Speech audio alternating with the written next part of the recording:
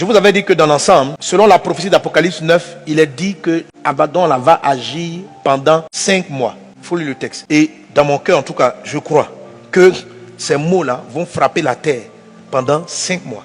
On a commencé à la mi-décembre, vers le 19 décembre, c'est là qu'on a commencé à découvrir le mal. Il faut compter donc décembre, janvier, février, mars, avril. Donc il faut compter soit début mai, fin avril, mi-avril, par la grâce de Dieu, il sera vaincu. Et déjà même à la fin de ce mois de mars, par la grâce de Dieu, les choses vont drastiquement baisser. Mais ça ne va se faire que si nos mains sont levées. Et c'est là le mardi, au live, j'ai lu le texte de David en 2 Samuel 24. Une peste plus dangereuse que Covid-19 a frappé Israël. La Bible dit qu'il y a eu 70 000 morts en 3 jours. Covid-19, je ne crois pas qu'on a atteint encore 20 000 morts en 4 mois. Et David a laissé bien sûr les médecins agir. Mais lui, David, il a compris que la vraie bataille était spirituelle. Il a cherché Dieu. Il faut lire le texte, je l'ai déjà lu. Le prophète a dit à David, tu auras une peste qui va durer 3 jours. Malgré que Dieu ait dit la peste va durer 3 jours, David ne s'est pas assis pour dire, bon, les 3 jours sont finis, c'est fini. Ne vous asseyez pas pour dire, les 5 mois vont finir, donc c'est fini. David s'est levé. Il a cherché Dieu. Et Dieu lui a dit, bon, va vers Aravna, à côté de Jérusalem, et bâtir un hôtel. Donc Dieu lui a donné des directions spirituelles. Si nous voulons même pouvoir même abréger ou réduire le temps imparti, nous devons jouer pleinement notre rôle spirituel en accomplissant notre part. Amen. Et puis juste pour le confinement, qui est très important, au cas où même la Côte d'Ivoire et les autres pays rentrent dans un confinement total où on ne devra pas sortir. Ésaïe chapitre 26 verset 20. Et on va lire ce texte qui est très important. Va mon peuple, entre dans ta chambre et ferme la porte derrière toi. Cache-toi pour quelques instants jusqu'à ce que la colère soit passée. Verset 21. Car voici l'Éternel sort de sa demeure pour punir les crimes des habitants de la terre, et la terre mettra le sang à nu.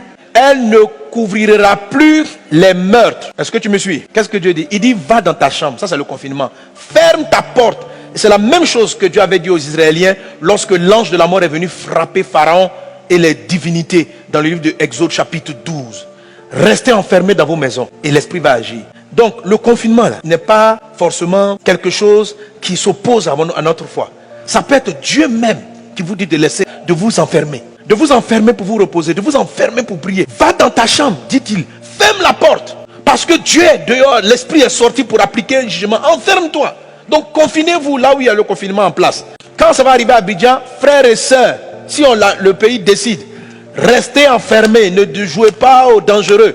C'est une recommandation de Dieu. Quand Dieu entre en jugement, il arrive souvent, comme ce fut le cas de la Pâque, comme ce fut le cas dans ce passage d'Ésaïe chapitre 26, que Dieu lui-même demande à ses enfants de s'enfermer. Donc ne voyez pas le confinement comme étant, oh je suis triste. Non, dehors là.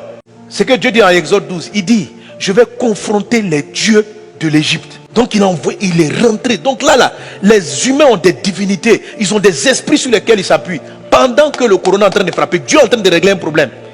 Oui, lisez les 12 plaies, les 10 plaies, pardon. Des plaies ont frappé les Égyptiens, des choses les ont frappé. Certaines d'entre elles ont dit enfermez-vous. Celles-là, n'ayez pas honte, n'ayez pas peur, enfermez-vous.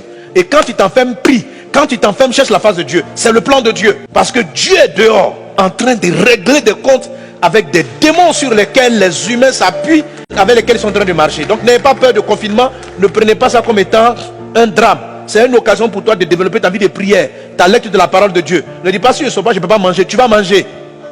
Amen. Alors c'est pourquoi je vous dis, vous qui n'êtes pas encore confinés, si vous pouvez, faites vos réserves. Achetez des choses. Battez-vous de manière naturelle contre Amalek dans la vallée. Est-ce qu'on est ensemble? Deuxième chose, Dieu dit à Moïse, monte sur la montagne. C'est la montagne de la prière. J'appelle ça donc, monte sur la montagne de la prière, bâtis un hôtel.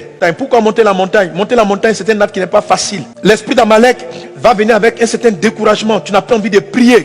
Tu te dis, mais qu'est-ce que la prière fait? Si la prière marchait, est-ce qu'il allait arriver? Je te dis que tu ne peux pas empêcher ce que Dieu a dit d'arriver. Ce qu'il a dit qu'il allait arriver, va arriver. Toi, ce qu'on te demande, c'est de prier en tant qu'élu, de faire abréger le mal.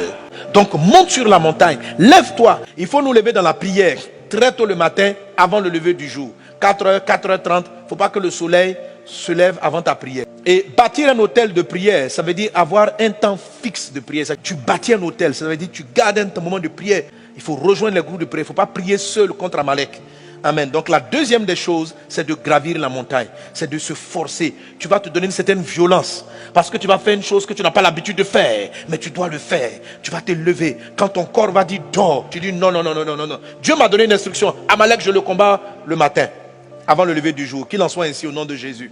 Deuxième élément de la bannière, c'est la partie visible. Et c'est celle-là qui nous amène à la grande moisson. C'est le témoignage vivant de Jésus-Christ. Nous devons évangéliser. Il faut parler de Dieu. Toutes ces choses-là arrivent et vont disposer les cœurs des hommes à la repentance et à la conversion. Ce grand moment-là, ces moments de tristesse pour l'humanité, sont des temps favorables pour la grande conversion massive. Alors c'est pourquoi partagez les vidéos, faites des découpes, évangélisez au maximum, parlez de Dieu aux gens. Il y a des parties dans ce message qui vous ont touché, peut-être l'entièreté, partage, encourage les gens à l'écouter, évangélise autour de toi, parle à tes amis, profite de ces moments de confinement pour envoyer des mots à des gens et leur dire toutes ces choses-là. Dieu les avait prévues dans sa parole. N'est-il pas temps pour toi de te repentir? Voilà. Ne reste pas chez toi sans afficher Jésus. Affiche Jésus. Dire que Jésus, témoigner de Jésus, c'est de ne pas avoir honte du Christ. Comme si, devant les scientifiques, on va dire que nous, notre prières ne sont pas efficaces. Qu'on les fasse comprendre que c'est nos prières qui vont les sauver. Qu'on les fasse